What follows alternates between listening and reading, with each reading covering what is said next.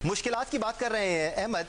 तो भारतीय team, let's not forget, हाँ हम मानते हैं बहुत स्ट्रॉन्ग बैटिंग लाइनअप है और 7-8 नंबर तक उनके पास बेहतरीन बल्लेबाज मौजूद है, बट इंडियन कंडीशंस में खेलते हुए आ रहे हैं, वहां पर थ्रू द लाइन खेलना और शॉट्स मारना, बड़े शॉट मारना इतना मुश्किल नहीं आता है बल्ले पे बॉल। यहाँ पर इतना आसानी से बल्ले पर बॉल आता नहीं है, तो इतना आसान भारतीय बल्लेबाजों के लिए ये कंडीशन होंगी नहीं अहमद?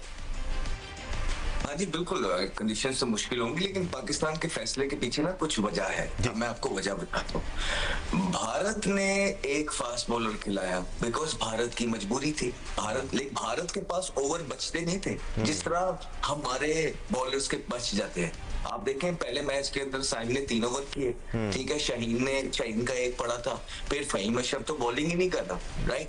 तो वो अफोर्ड नहीं कर पा रहे थे 2 सीमर खिलाना, लेकिन पाकिस्तान तो आराम से अफोर्ड कर पा रहा था 2 सीमर खिलाना। अभी जो पहले आपने देखे बॉलिंग की है ना, ये भी है कि पाकिस्तान के पास डेप्थ के अंदर बॉलर नहीं है।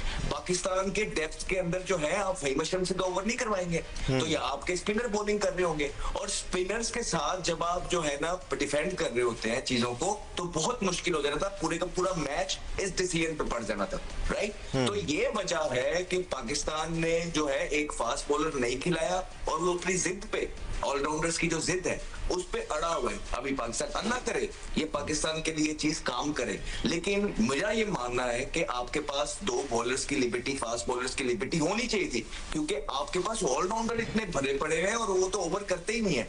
तो ये वजह है कि टॉस जीत के आगा सलमान ने जो है ना पहले बॉलिंग की है। मुझे लगता है एक को होना चाहिए था। जहां तक आप भारत की बात करें, बिल्कुल आसान नहीं होगा, बहुत अंडर प्रेशर होगा। फर्स्ट 3 ओवर जो है वो बहुत इंपॉर्टेंट होंगे। 3 ओवर के बाद बहुत सारी चीजें पता लगेंगी, क्योंकि अभिषेक शर्मा को आपको पता है कि वो रोकने तो वाला नहीं। जैसे आमिर ने कहा है कि वो आके चलाता है, इधर खोलता है, उधर चलाता है, तो अगर तो उसकी लग गई पहले 3-4 ओवर के अंदर, तो they will be off to a flyer, जो कि बहुत लंबी बैटिंग लाइन से खेल रहा है भारत, याद रखिएगा।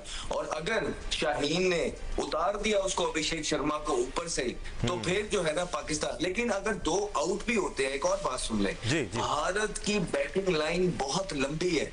भारत एंड तक बहुत डेप्थ तक खेलता है, और पाकिस्तान के पास जो उनके स्पिनर है, पाकिस्तान रिला है। अब किन बल्लेबाजों के अगेंस्ट किन स्पिनर्स को किस टाइम के ऊपर यूटिलाइज करना है, ये कप्तान की जिम्मेदारी है। एक अच्छा कॉन्टेस्ट है। I would have love to see Pakistan basically bowling second and defending with their strength, but Pakistan is chose to bowl first and chase while they're batting, and opting to trust their batting lineup, which almost had failed against Netherlands in a very narrow